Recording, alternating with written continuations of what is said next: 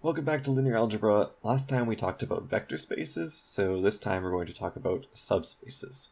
So a subspace of a vector space V is a subset H that satisfies three conditions. So number one, the zero vector is an H. So we know that the zero vector is required to be in a vector space V, so it's also going to be required to be in a subspace.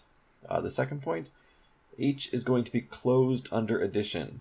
So this means that if we take our U and our V in H, then we're also going to have that U plus V is in H. And thirdly, H is closed under multiplication of scalars. So if we have a scalar C in the real numbers, then C times U is also going to be in H. So these are also required for vector spaces, and from these three, you can get the rest of the axioms needed to satisfy a vector space. So essentially, subspaces are also vector spaces. They just come from a bigger vector space, and then they're limited to a smaller space. So, for instance, if we have our abstract vector space here, V, then the subspace H is going to be a smaller part of it. Okay, so here's a question. Is 0 a subspace of Rn? So there's three conditions here. One, we need to check if 0 is in our subspace, which is just 0, and of course it is. Two, we need to check if for any two vectors u and v in our subspace, that u plus v is in our subspace. So here, the only thing we have is 0 plus 0, which is equal to the 0 vector. Therefore, of course, it's going to be in the 0 subspace. Okay, and finally, number 3, multiply by scalars. We also need to make sure that that's in our subspace. So C times 0 is going to be the 0 vector for any C, therefore it's also in our 0 subspace. Therefore, the 0 here is indeed a subspace of Rn.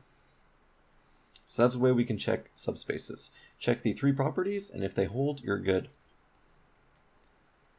Okay, here is a little bit of a trickier question. So let V1 and V2 be in V, and we want to show that H, which is the span of V1 and V2, is a subspace of V. So what we have to do is we have to check, okay, number 1 is 0 in the subspace. So that's our first step. So if we take 0, which is equal to 0v1 plus 0v2, then of course this is going to be in our subspace H. So the first criteria is good. For the second criteria, we need to define v1 and v2. So we're going to take v1 equal to S1, I shouldn't do this S1, I shouldn't label this V1. I'm going to label this U, and we're going to have this S1 V1 plus S2 V2, and then we're going to have a vector V, which is equal to T1 V1 plus T2 V2. Okay, so we have U, we have V, we're going to say that these are in H. So we have to show that U plus V is in H. So U plus V is going to equal, well, we can gather the like terms here. So we have S1 plus T1 times V1 plus S2 plus T2 times V2. And we know this is going to be an H because this vector here is in the span. And our H is the span, therefore U plus V is going to be in the subspace. So the second condition holds. The third condition, we need to check to see that C times any vector for any scalar is going to be in the subspace. So C times U is going to be C times S1 V1 plus C times S2 V2, and we know this is in the subspace because this is also in the span, therefore all three conditions hold. So H, which is the span V1 and V2, is a subspace of V.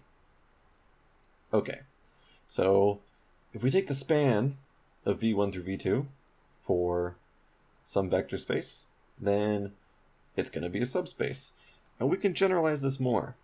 So if we have vectors v1 through vp in our vector space, then the span of V1 through Vp is going to be a subspace of V. So again, this is just an extension of what we did before. So we have to show our three conditions.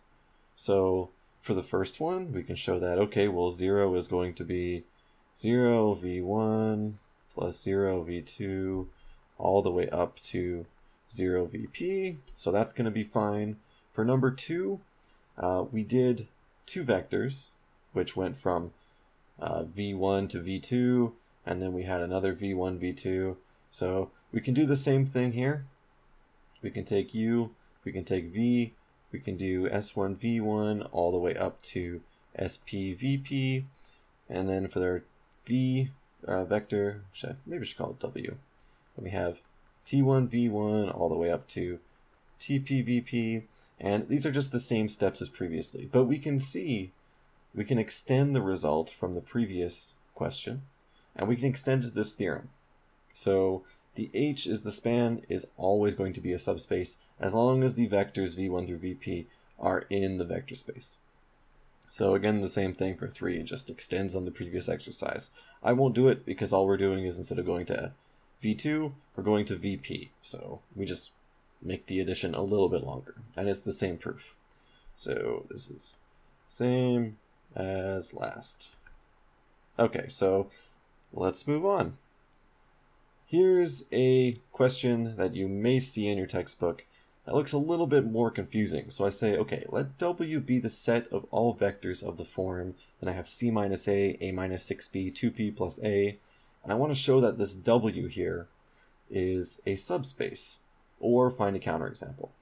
So W is the set of all vectors of this form. So we just did two things with spans.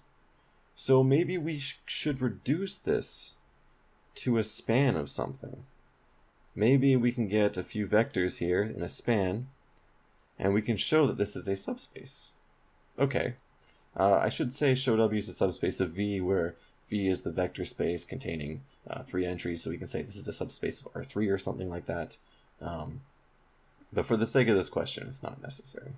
Okay, so we have C minus A minus 6B, and 2B plus A. So we want to make this a span of something. So we can separate this. So what we can do is we can maybe take A times something, and then we can add B times something, and then we can add C times something, and then we'll get vectors here. So if we take this form, well, this looks like a span, right? So this is kind of like saying S1V1 plus S2V2 plus S3V3, and then we have our V1, V2, and V3 here. So what are these going to be? Well, we can rearrange this to make this a little bit easier to see. So we have minus A plus C in the first row, we have A minus 6B in the second row, and we have A plus 2B in the third row. So we can break this down. So if we take a look at the first column, we have negative A, so this will be negative 1, 1 if we factor A out. For the second column, if we factor the B out, we're going to get 0, negative 6, and 2. And in the third column, if we factor the C out, we're going to get 1, 0, 0.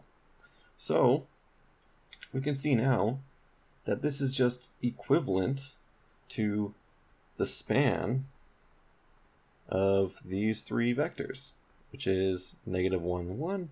Ooh, that looks like one number there.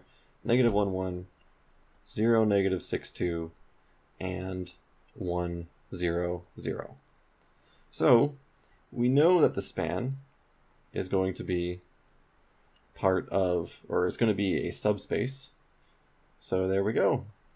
We found it. So that is an example question.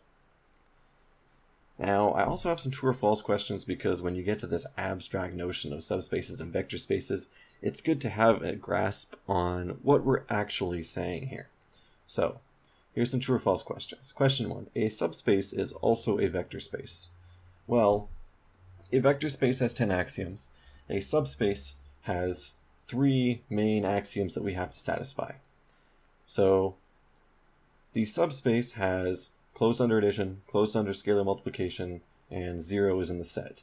But all of these vectors that we're taking are from a vector space, so they're going to satisfy the 10 axioms. Therefore, a subspace is going to be a vector space, because we can get access to all 10 of those axioms just from the vectors or the elements that we took from the vector space. Okay, so 2, a vector space is also a subspace. This one is also going to be true. And why is this? Well, a subspace G is a subspace of G. So every vector space is a subspace of itself.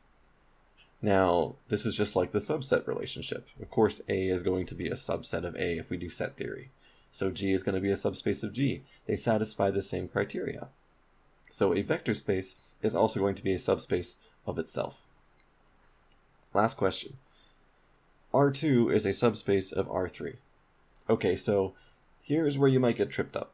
If you're thinking visually, and you might be thinking visually, so we have x1, x2, and x3. So this is a vector space.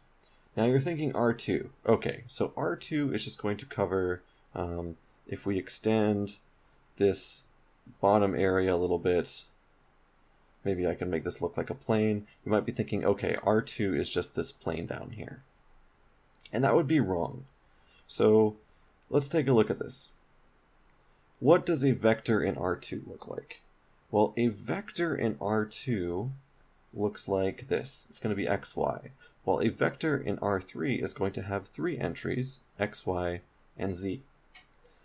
Okay, so every vector in a subspace has to come from the vector space. So if we have a vector in R2, it has to come from R3. So R3 has to give its vector to R2 because we're working with a subset of this R3 here. So this xyz, you cannot get the vector xy from the vector xyz. You can get the vector xy0, you can get that one, but that's not in R2.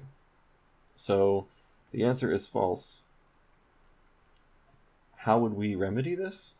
Well, you just take all the vectors xy0, and then you could say, okay, this is a subspace.